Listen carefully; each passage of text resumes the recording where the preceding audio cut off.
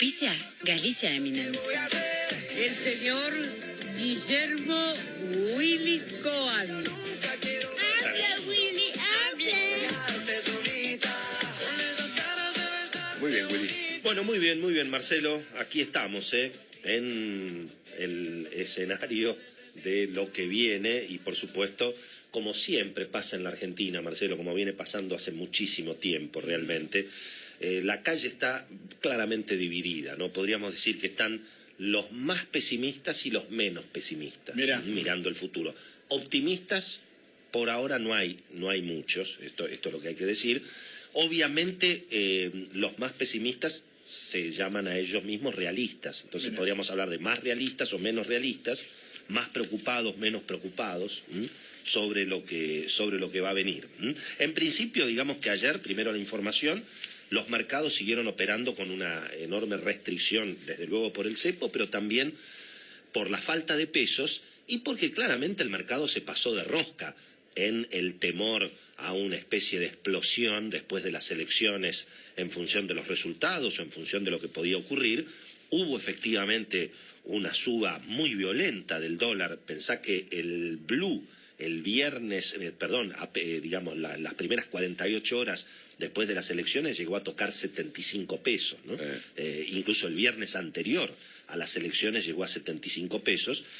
Claramente se pasó de rosca. Ayer cerró a 64,50. Un mercado que, por supuesto, involucra entre unos 20, históricamente entre 20 y 30 millones de dólares por día. Es el dinero no bancario, en la economía negra.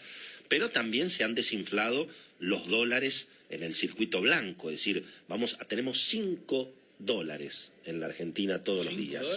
Tenemos el dólar mayorista, que es el que le vende el Banco Central a los bancos o el que le compra a los bancos. Obviamente los bancos son intermediarios entre los exportadores y los importadores. Ahí el Banco Central vende a 59,70 a los bancos.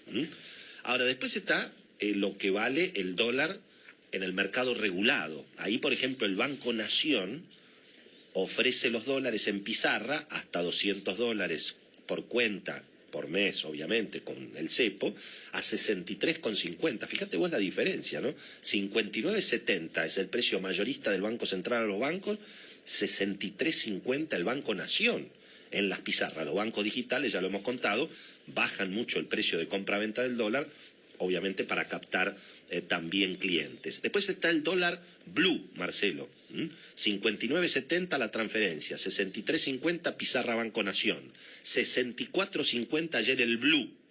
Y después está el contado con liquidación, que son dólares puestos en cuentas bancarias en el extranjero, 78 pesos, había llegado a 81, ayer terminó a 78, 78,20. Y el dólar MEP o el dólar bolsa, que es el dólar legal, pero para meterlo en cuentas bancarias en dólares en Argentina, con toda la demora que hay a través de los agentes de bolsa. Ahí realmente, por la vigencia del cepo, lo que está ganando la patria financiera es espectacular, ¿no? Una vez más el cepo beneficia generalmente a los ricos, que son los que tienen los dólares, y a la patria financiera. Claro, obvio. Porque el pobre tipo que tiene pesos y quiere comprar dólares por encima del cepo, tiene que ir a un agente de bolsa. Les mandamos un abrazo a los agentes de bolsa, no estamos en contra de ellos, ni mucho menos, pero tiene que ir a un agente de bolsa, pagar comisiones, esperar 5 días, los bonos que van y vienen.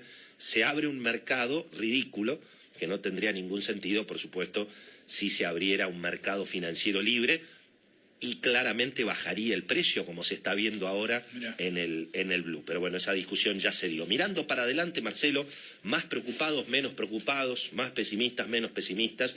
Bueno, obviamente, ¿cuál es el argumento de los más preocupados, de los más pesimistas? Algo de eso también vos pusiste sobre la mesa, Marcelo, en estas semanas. Y bueno, obviamente es que finalmente Alberto Fernández no puede estabilizar la situación, en alguna medida, como le ocurrió al presidente Macri, ¿no? Es decir, Macri recibió una bomba monetaria y fiscal de Cristina, parte de esa bomba le explotó en el 2018 y ahí yo creo que es donde se terminó la historia, digamos, de Macri en términos, por lo menos, de reelección, a partir de esas devaluaciones muy fuertes del 2018. Y bueno, obviamente los más preocupados suponen que a Alberto Fernández le puede pasar lo mismo, le puede terminar explotando la bomba recargada que también le deja la administración Macri.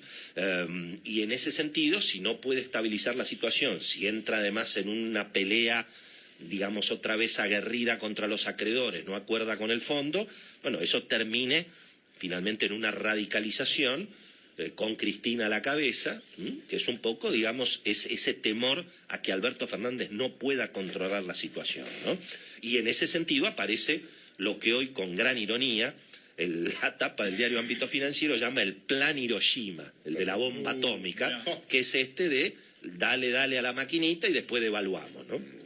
Eso obviamente casi te diría, porque además, efectivamente, Argentina se quedó sin crédito en pesos, como explicaba Fausto Espotorno, entonces hasta para pagar los sueldos y los aguinaldos no podés colocar bonos, porque nadie le presta a un país que ya defolteó su deuda en pesos, vamos a decir, que reperfiló su deuda en pesos. Pero todo el mundo supone que esa deuda reperfilada en pesos se va a tener que seguir reperfilando, porque si no hay que hacer el Plan Hiroshima. Hay que darle a la maquinita para pagar la deuda reperfilada en pesos, para pagar sueldos y aguinaldos, para pagar deudas a proveedores que siempre quedan de un gobierno a otro, a nivel provincial, nacional, municipal. Y está en alguna medida, Marcelo, los que están menos preocupados. Siempre preocupados, pero menos preocupados. ¿Cuál es el argumento de los que están menos preocupados? Y te diría que yo por ahora estoy un poquito en esa línea. El argumento es que la situación precisamente es tan complicada que es muy difícil, digamos, que la Argentina vuelva a repetir los errores que se cometieron al final de la década de los 80, en aquella hiperinflación que le tocó a Raúl Alfonsín, donde se imprimieron australes a lo pavo, se repartieron los australes con los camiones de caudales a los bancos, se abrieron los bancos y se financió de esa manera la hiperinflación. Yo creo, e incluso cuando uno escucha la cátedra económica, Marcelo, de izquierda a derecha, del doctor Daniel Altana al doctor Roberto Feletti, por ejemplo, es decir, todo el arco de opinión de los economistas, en general todo el mundo dice, che, cuidado con la emisión.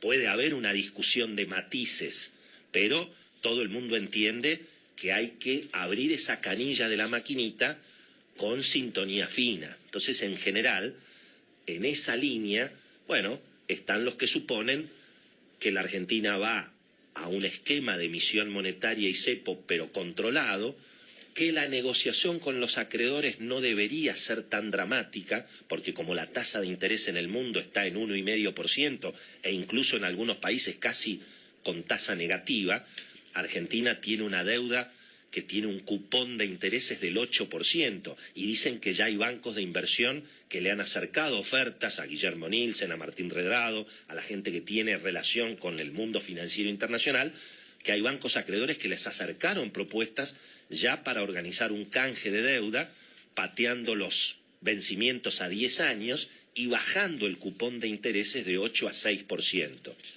Algunos hacen los números, dicen que Argentina no puede pagar ni eso, pero la idea de que podría haber un acuerdo con los acreedores, y es muy difícil que el Fondo Monetario se tire en contra de eso, hace pensar a los menos preocupados que eventualmente la renegociación de la deuda no va a ser una guerra como la que protagonizó Néstor Kirchner en el 2003. Así que ese es un poco lo que hoy se está discutiendo. ¿Qué te diría, Marcelo? Me parece que como en la mayoría de los órdenes de la vida, la verdad va a estar en el medio, ¿no?